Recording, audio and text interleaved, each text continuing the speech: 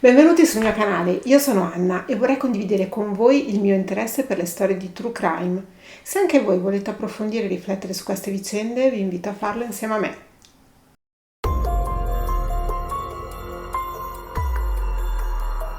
Una donna di mezza età, bella, appariscente, passionale.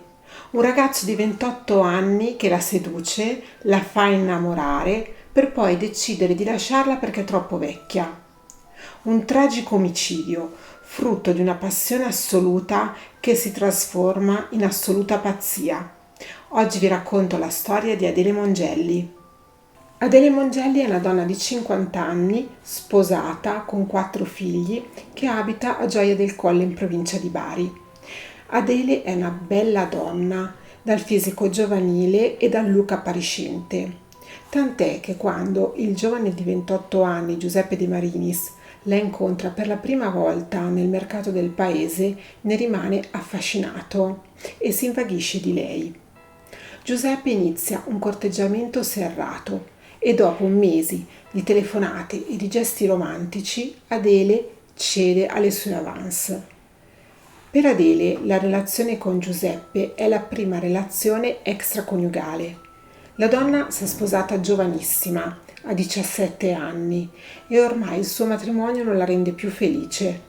Suo marito è un brav'uomo, un gran lavoratore, ma lei si sente trascurata e non è più gratificata da quel rapporto. Suo marito è un uomo autoritario che cerca di tenerla legata a sé imponendole delle restrizioni sulle persone che frequenta e sull'abbigliamento. Adele, a detta di tutti, è un'ottima madre. I figli stravedono per lei e anche il marito, nonostante tutto quello che succederà, non le volterà mai la faccia. Dopo alcuni mesi di corteggiamento da parte di quel giovane ragazzo che ha 22 anni in meno di lei, Adele cede alle sue avance. Ne nasce una relazione passionale e Adele si innamora perdutamente, tanto da arrivare alla difficile decisione di lasciare suo marito, quando questo scopre i 2 amanti in flagrante. Adele in realtà, nonostante tutto, non vorrebbe lasciare il marito, che è il padre dei suoi 4 figli, ma viene spinta da Giuseppe, che è stanco di vedersi con lei clandestinamente. È troppo scomodo per lui incontrarsi così. Giuseppe la rassicura, le dice di amarla e le dice che il fatto che lei è così matura non è assolutamente un problema. Questo idillio dura per 1 anno. Poi le visite di Giuseppe ad Adele cominciano a diradarsi sempre di più. La donna sospetta che ci sia un amante, che lui abbia un'altra, ma lui nega sempre. Adele arriva a decidere di lasciarlo, ma ogni volta che poi Giuseppe si ripresenta, lei cede e si rimette insieme. È innamorata di quel ragazzo che la fa sentire così viva. Ecco, ma se una sua cara amica le dicesse: Adele, ho uno spasimante molto più giovane di me, lei cosa le consiglierebbe? Vivi di quest'amore oppure datela a gambe? Datela a gambe. Adesso sì, forse all'epoca gli avrei detto no, vivi questo amore. Quella storia però è destinata a finire in tragedia e finirà in tragedia la notte tra il 10 e l'11 dicembre del 2000, quando la casa di Adele in Vico Piccolo nel centro storico di Gioia del Colle a Brindisi diventa teatro di sangue. Giuseppe era solito uscire prima con gli amici e poi recarsi a casa di Adele e farà così anche quella notte. Uscirà con gli amici e intorno alle 23:30 si recherà a casa di Adele. I 2 figli della donna che vivono ancora con lei a quell'ora stanno già dormendo. I 2 amanti mangiano una pizza e fanno l'amore. Dopodiché Giuseppe confessa alla donna la verità. Gli confessa di essere fidanzato con una sua coetanea, Mariangela. Giuseppe infatti ha una doppia vita. Ha la fidanzata coetanea che porta a casa nei pranzi della domenica e poi c'è Adele, l'amante, la donna più esperta, quella dalla quale lui va in tarda notte. La donna però che per lui ha lasciato suo marito, il padre dei suoi 4 figli. La fidanzata non sapeva dell'amante e l'amante non sapeva della fidanzata. Adele, che non se lo aspettava, piange, si dispera, lo supplica di non lasciarlo, ma lui le mostra la fotografia di Mariangela e le spiega che è costretto a lasciarlo e se anche lui poi ne soffrirà e si pentirà, lo deve fare ed il problema è che lei è troppo vecchia. Questo rifiuto irremovibile da parte di Giuseppe scatena un'ira furiosa da parte di Adele, che da questo momento in poi non ricorderà più nulla di quello che è successo. Non ricorderà di aver colpito Giuseppe 38 volte con un coltello, a più riprese, anche quando Giuseppe era già morto. E lo fa con un coltello a serramanico, con il coltello con il quale era solita squartare le galline. Adele si è scagliata su Giuseppe con una furia cieca, tanto che il ragazzo non è riuscito a sottrarsi alla donna. La maniglia della porta della camera da letto di Adele era rotta e i due erano rimasti bloccati all'interno. Giuseppe ha tentato di scappare dal balconcino, come dimostrano le tracce di sangue, ma non c'è riuscito. Giuseppe è stato colpito al petto, alle mani, al collo e alla schiena. Il suo corpo è stato trovato in un lago di sangue. Tutta la stanza di Adele era un lago di sangue. Nelle mani l'uomo stringeva ancora un ciuffo dei capelli dell'amante. Adele non si rende conto o non si vuole rendere conto di quello che ha fatto. Aiuta Giuseppe a stendersi a letto e si stende di fianco a lui. Giuseppe morirà lentamente per dissanguamento. Alle 5 del mattino il figlio più grande di Adele la chiama perché si deve alzare per andare a lavorare. La donna le chiede di aggiustare la maniglia. Dopodiché si alza e prepara la colazione per la figlia più piccola che deve andare a scuola. Una volta che la bambina esce per andare a scuola, lei entra in camera da letto e si rende conto di quello che ha fatto.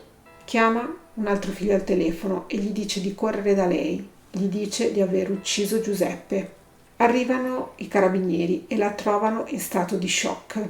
I carabinieri hanno raccolto la testimonianza di amici e conoscenti che hanno dichiarato che Giuseppe aveva deciso di lasciare Adele e che quella doveva essere l'ultima serata trascorsa insieme. Durante le fasi del processo, Adele è colpita da un altro lutto gravissimo.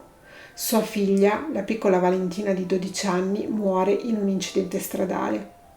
Adele è convinta che questa sia una punizione divina per quello che lei ha fatto a Giuseppe e si sente ancora più in colpa perché crede di essere la causa anche della morte di sua figlia. Per l'omicidio di Giuseppe De Marinis, la Corte d'Assise di Bari condanna il 23 settembre del 2004 Adele Mongelli a 15 anni di reclusione per omicidio volontario, pena che sarà confermata in Corte d'Assise d'Appello il 25 settembre del 2008. La donna sconterà la pena nel carcere di Trani. Durante tutto il processo e la detenzione, Adele ha avuto sempre a fianco a sé i suoi figli e anche il marito non l'ha mai abbandonato. Ha testimoniato anche a processo dicendo che Giuseppe le aveva fatto il lavaggio della testa. Solitamente è l'uomo di mezz'età, benestante, ad avere una relazione con una ragazza più giovane e intraprendente.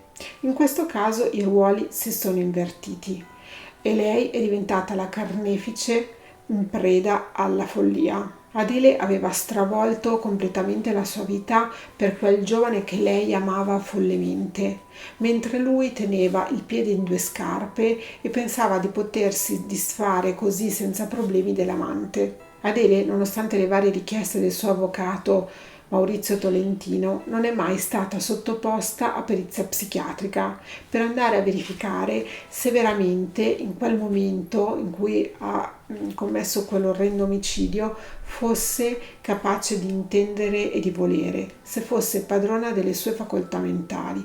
Io sinceramente penso di no. Adele in quel momento non si aspettava di essere lasciata in quel modo e di essere lasciata per quel motivo, dopo tutto quello che lei aveva fatto per Giuseppe. Comunque, a quanto risulta dagli atti, non solo Giuseppe non si è intenerito di fronte alle sue lacrime, alla sua disperazione, alle sue suppliche, ma dopo averla umiliata, appunto ricordandole la differenza di età che vi separava, le ha gettato in faccia qualcosa di ancora più doloroso. Mi disse che aveva conosciuto un ragazzo, che aveva una fidanzata, ora non è che... E mi fece vedere anche la foto di questa ragazza. Ecco, Giuseppe le ha anche detto da quanto tempo era fidanzato con questa ragazza? No. A quanto è emerso, lui era fidanzato da ben 4 anni con questa ragazza. E io non lo sapevo però. Ecco, quindi Adele, lei appunto dice, signora Adele, che non si rendeva conto quindi di quello che stava facendo. No, non mi rendevo conto. Perché? E tante cose non li ricordo. Perché lei io delle 38 coltellate, io non me li ricordo proprio. Ovviamente lei Non me li ricordo proprio. era caduta nel buio della coscienza, insomma. Non me li ricordo proprio. 38 coltellate. E come ho fatto a dargli 38 coltellate? Come ha fatto lui a prendersela senza sfuggirle, insomma, quindi...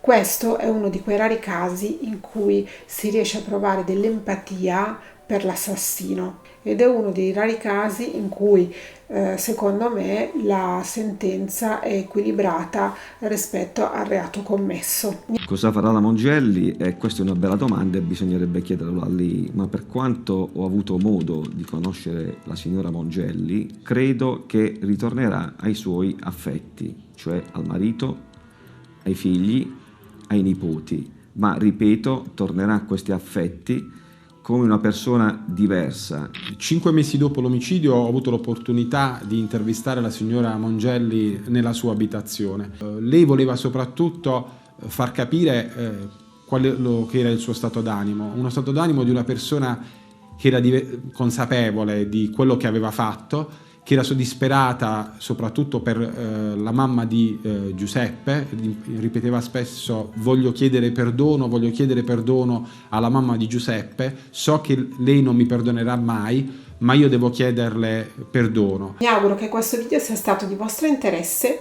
vi invito a iscrivervi al mio canale se non l'avete ancora fatto e soprattutto a lasciarmi nei commenti le vostre considerazioni e le vostre opinioni. Io vi aspetto qui alla prossima domenica, ciao!